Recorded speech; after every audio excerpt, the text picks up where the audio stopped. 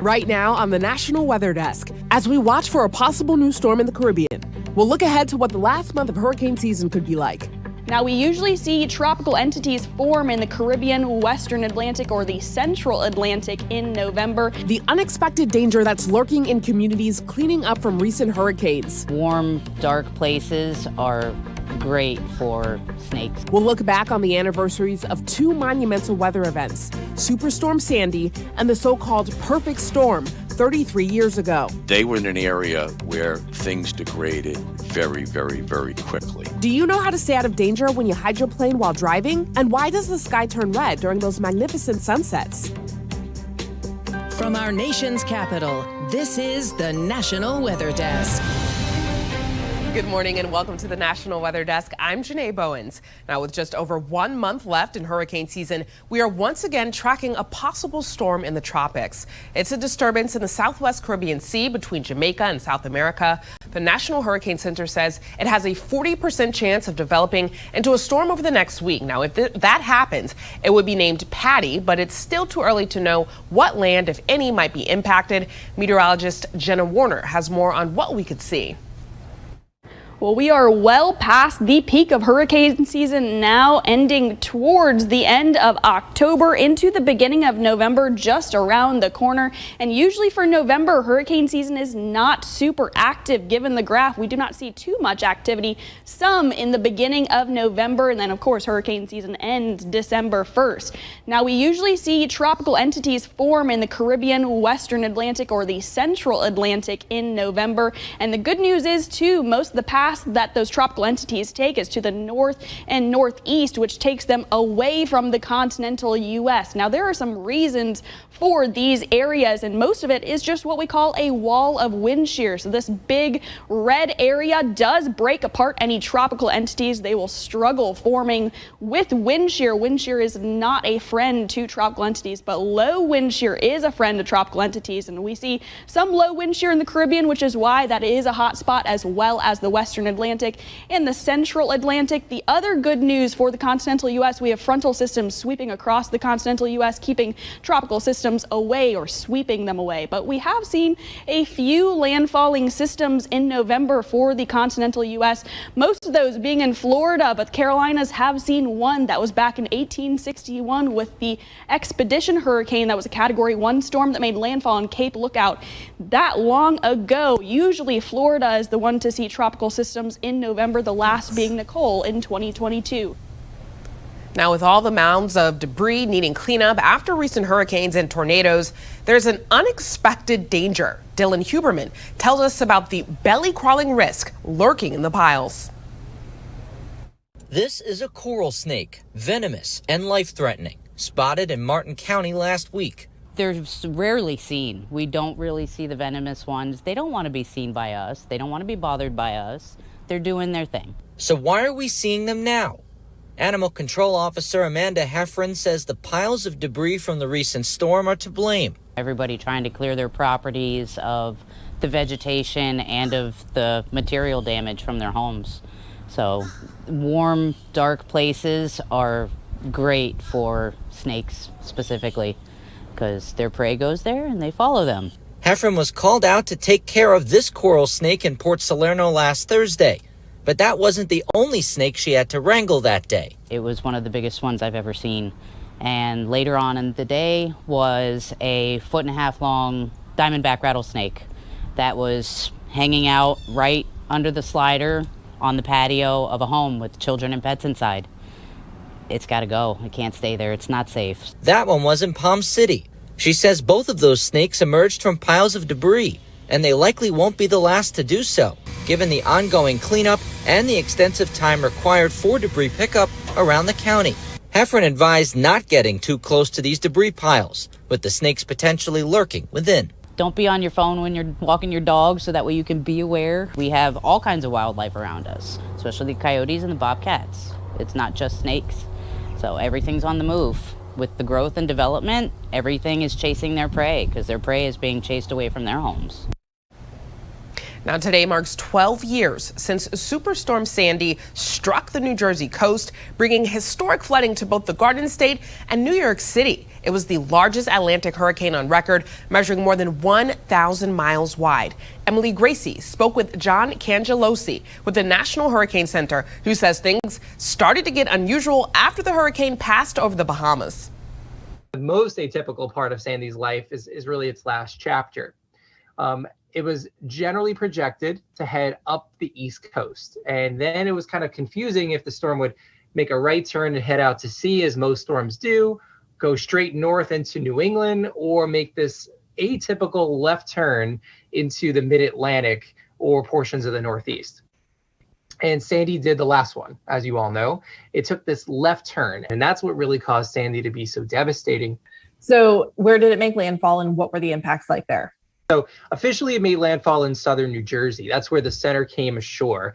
And the impacts were generally close to where it made landfall, and then to the right or to the north in this particular circumstance. The most classic impacts from Sandy was the coastal flooding. If you looked at the wind impacts, they were there, but surge was the reason this storm was so devastating. So what did we learn from Sandy? What did you guys learn from Sandy? I'm guessing over the past 10 years, the way that information is put out there has changed a little bit. Given the fact that it wasn't a hurricane at landfall, how do you warn people? Are there things in place that allow you to still put out warnings and watches and all the same sort of communication that you do with a hurricane? There was a sort of a flaw in the system at the time. So post Sandy, we're able to issue hurricane warnings, even if we don't think it'll be a hurricane or tropical when it makes landfall. And we've done this several times now. And we do now issue storm surge warnings, which are connected to the most life-threatening hazard, which we could not or did not have in place at the time. And all of this was, at least it began because of Sandy. It was so high profile, so impactful, that this changed the way we do business today, and certainly for the better. And coming up in about 6 minutes, we'll look back on the 33rd anniversary of the so-called perfect storm, which inspired that blockbuster movie. Now turning to Texas, where the ongoing lack of rain is prompting some cities to increase their drought restrictions in hopes of conserving more water. Jamal Kennedy reports on the impact to residents. I would definitely say things are serious at this point. Stage 3 water restrictions are now in place in the city of San Marcos. City Utilities Conservation Coordinator Jan De La Cruz says there are a few reasons for the move. The first deals with their water sources. Canyon Lake is only at 53% capacity. That's a historic low. The Edwards Aquifer is also at extremely low levels. Utilities Director Tyler Yorth says the city's diverse water supply systems should be a strong suit. It lets us consider some other aspects of both our drought response and our contingency planning. But De La Cruz says increased water use among residents this time of year and the absence of rainfall have pushed the envelope. We haven't had, I think, any measurable rain in like 2 months here in San Marcos. San Marcos joins the city of Kyle in declaring stage 3 drought restrictions, while Buda is currently under stage 2 restrictions. Under stage 3 restrictions, people in San Marcos are limited to watering their lawns once every other week, among other things. De La Cruz says it's likely these restrictions will remain in place through winter. They're predicting that we're going to have a La Nina winter, which usually means drier conditions for us. So we're not super optimistic. Now, lack of precipitation isn't just a problem in Texas. November is just a few days away, and Japan's iconic Mount Fuji remains snowless. The peak of Japan's highest mountain is usually dusted in snow by early October. This is file of what it looks like when there is snow. Now, this is the latest date without a snow cap on the mountain since records began 130 years ago. And check this out. The world's largest digital camera will let us see the night sky like never before. This is the 3,200 megapixel camera being installed at Chile's Vera Rubin Observatory. Now, it will capture ultra-detailed images of the entire visible sky. Over the next decade, astronomers expect over the years to discover billions of stars, galaxies, and celestial objects. The telescope is now in the final stages of construction and is expected to be turned on next year. And coming up on the National Weather Desk, a look at the weather ingredients that all came together to create the so-called perfect storm. Plus, a look at the dangers of driving in wet weather and ways you can protect yourself.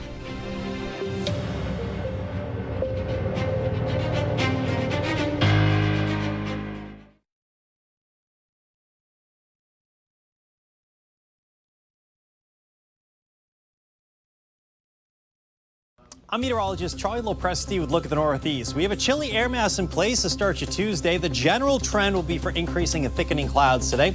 Temperatures today are going to struggle to get out of the 50s. A few spots may make into the 60s through southern New York and northern New Jersey. Along a warm front, expect a round of wet weather. That will be late today and tonight. That's going to move east of our region on Wednesday. That's going to allow the warmer air to invade. For Wednesday and Thursday, look for temperatures to surge into the 70s. Enjoy. I'm Chief Meteorologist Gerard Jabali. Here's a look at the Mid-Atlantic region. We are nice and dry through your Tuesday, Wednesday, and even into Halloween. We are not expecting any rain, just a few passing clouds here and there. But a front will approach and knock your temperatures back and bring a chance of rain by Friday. Otherwise, expect a warm up. Temperatures are going to get close to 70 degrees for your afternoon on Tuesday, but going into Wednesday, we'll be flirting with 80 degrees closer to the coast. In the mountains, we'll be in the low 70s. Good morning, I'm meteorologist Charlotte Carl. High temperatures this afternoon are going to be in the mid-80s for the most part. We have the lower 70s up in the Carolinas and Georgia. High pressure is going to keep most of the area quiet in terms of your weather for the day today. A few passing clouds here and there. Coastal showers to start off your day along the Florida Peninsula, East Coast, and also the East Coast of South Carolina, Georgia, and North Carolina. Besides that, again, high pressure keeps conditions quiet through about midweek.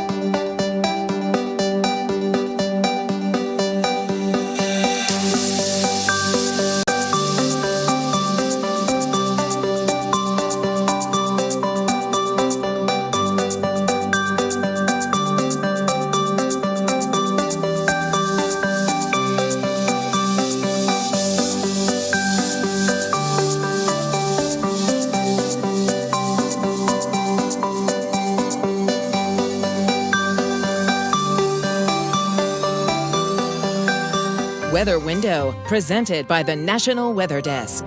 Nothing starts the day off like a bright and vibrant sunrise. This from Providence, Rhode Island, to the Tennessee mountains. These donkeys enjoying the morning munchies along with a blazing daybreak in western Montana. A deer checks out fall foliage in Seattle, and this tree was photographed in Syracuse just because it's pretty. Listen to Off the Radar, new episodes every Tuesday. Find it wherever you get your podcasts. Now, 33 years ago, Hurricane Grace was spinning off the New England coast with no landfall threat. But another storm system formed and absorbed Grace's moisture, becoming a monster storm that caused catastrophic damage up and down the East Coast. It would later become known as the perfect storm. Emily Gracie sat down with one of the meteorologists that forecasted the storm back in 1991 to find out what made it unique and dangerous. Grace existed before the perfect storm, the Sable Island storm, developed. Grace was moving to the northeast. And as the Sable Island storm intensified and a cold air pushed southward, there was increasing southwesterly flow in advance of that front. So Grace accelerated to the northeast. So you had a storm that was this large developed a hurricane in its center that was relatively small.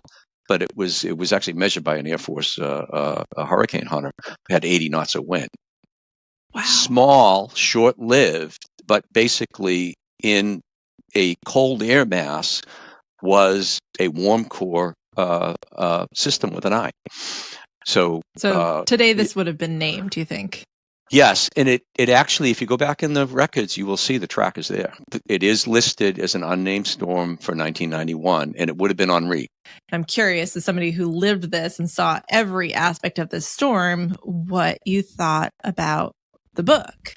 I think he did a good job in some ways because he took the context, and had that and built the story around that. So I think he did a fairly good job. The phrase "perfect storm" is actually was the deputy at the Boston Forecast Office, Bob Case, came up with that. Because of the evolution that things had to come together in a certain way in order for this massive storm to develop, and he used the word perfect, and that's where it came from, and it stuck. I have looked at buoy data and all from, to kind of in my own mind as to how, with the evolution of things and how severe. There was one of the Canadian Nomad buoys was full 137, if I remember right, was in the relative vicinity of Andrea Gale. They were in an area where things degraded very, very, very quickly. Now, to hear a detailed account of the evolution of this storm, make sure to check out this week's episode of our podcast, Off the Radar. Joe will address the accuracy of the movie, The Perfect Storm, and discuss how forecasting has changed since 1991. Find Off the Radar anywhere you listen to podcasts. A new program hopes to educate visitors of the Texas Panhandle on the effects of erosion. Drew Powell reports the problem is nothing new, but as weather patterns change, the impacts could get worse. The erosion here is a problem pretty much year-round. If it's not the water, it is the wind that is causing a lot of erosion. After closely analyzing erosion over the last couple of years here at Paladuro Canyon State Park, some of the rivers and creeks inside the park are now flowing differently. As a result of that change, it's leading to more campsites being flooded throughout the year. At the end of the day, this is a drainage for most of the water that's here. And so it all comes down here, and we have to make sure that everything's clear, the trails are maintained. And that program talks about some of the layers we have here in the canyon. A lot of it is sandstone, caliche, and then we have the quartermaster layer, which is made up of silts and sand mixture with some shale in it. As the winter months are approaching, the Building Up Tearing Down program will be happening more frequently, provided we have more rain and snow over the next couple of months. Now, erosion is just one of the many issues water can create. When the weather turns wet, hydroplaning is a risk for drivers. Sarah Bagby spoke with an expert to find out how to stay safe if this happens. As the rain increases, so do the risks for drivers. Hydroplaning occurs when vehicles, the tires lose contact with the road and instead are driving on a layer of water, whether that's from wet pavement or standing water. It can cause drivers to not just lose steering, but also may control their braking. We spoke with Mindy McCart with ODOT to learn how to prevent these accidents. Brakes are very, very important after driving through a puddle. Check that your brakes are working properly by tapping them gently a few times when you're driving. Make sure your tires are in good condition and they are recommended inflation level. Here's what to do before we drive. Clean and check your windshield wipers. Test your brakes, and check your tire tread and air pressure. Once prepared, how do we stay safe when we are behind the wheel? McCart says don't use cruise control in extremely wet conditions. Leave extra space between you and the car in front of you, and slow down. But how about that moment we feel our tires levitating from the road? Here's what to do. Take your foot off the gas immediately. Do not brake. Do not attempt to steer in a different direction. If you drive a stick shift, keep the clutch pressed to the floor until the hydroplaning is over. A piece of weather folklore says a worm can predict whether winter will be bad. But is there any truth to this idea? Meteorologist Darren Leeds lets us know. This is the woolly bear caterpillar, also referred to as the woolly worm. According to weather folklore, these little guys can predict what kind of conditions we can expect for the upcoming winter season. Winter is a very harsh time for humans. You have devastating snows, and you want to know what to expect. Humans always want to know what to expect, but they're also afraid of change and that special word, the future. And so we try to find something that can give us an idea. The woolly worm is recognized by its brown midsection and black ends. And the legend goes, the bigger the brown sections are on the woolly worm, then the more mild our winter season will be. The more black coloring they exhibit suggests that winter will be more severe. When the caterpillar is actually born, it's in midsummer. And so it's responding to what conditions there were for the summer and during its lifespan. So there's no way that it can really tell us what to expect in the future months. The fact of the matter is the caterpillar's colors have nothing to do with what kind of weather to expect for the coming winter. Instead, their coloring is determined by environmental factors that it is currently going through. Trust your scientists. I mean, that's the important thing. They do know what they're doing. And if they've been trained well, then they're going to give you the most accurate information possible. And time now for a short break, but first we soar over Baltimore, Maryland's Lake Roland and take in views of the changing leaves.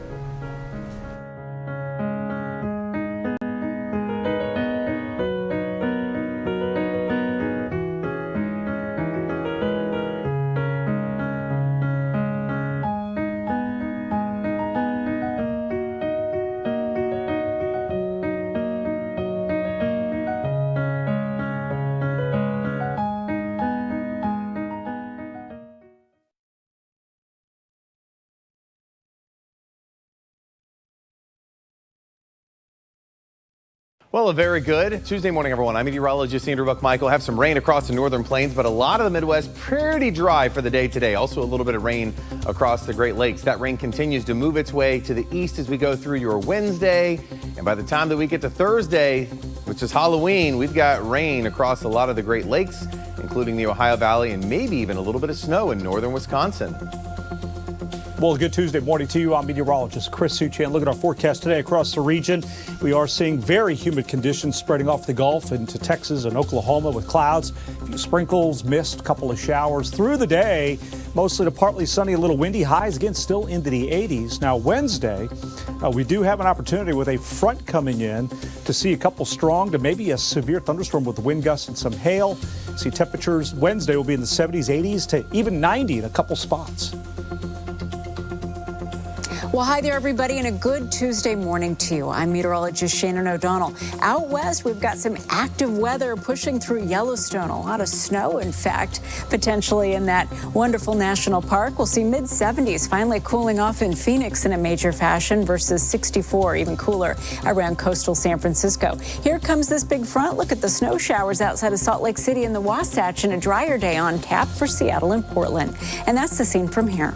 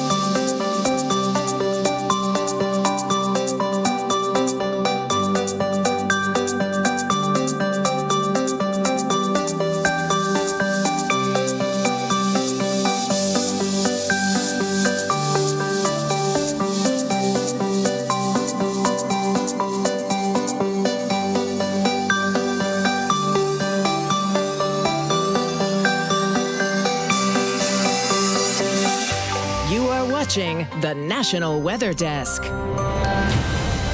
Sunsets are often beautiful and mesmerizing. They can come in several shades of pinks and reds. But what exactly gives the sky that red color? Let's turn to meteorologist Erica Striva to find out. Well, our sunsets recently have been even as vivid as some of those colorful trees across the area as they continue to change this time of the year. So why exactly has our sunset been orange and red? Well, it has to do with the sun setting on the horizon. The visible light from the sun actually has more length in the atmosphere to travel. So that visible light that it emits towards our eyes, the blues and even the purples get scattered on out. Even at times, some of the yellow does not make it to our eyes because it's scattered out by the atmosphere. So we're left with the oranges and reds as it continues to get lower in the sky. So as we get closer and closer to that sun, pretty much disappearing on the horizon, that's why you're going to get the most vivid colors at that point in time. We'd love to share your weather content on the air. You can find us on all your favorite social media platforms. Just search the National Weather Desk. We'll be right back.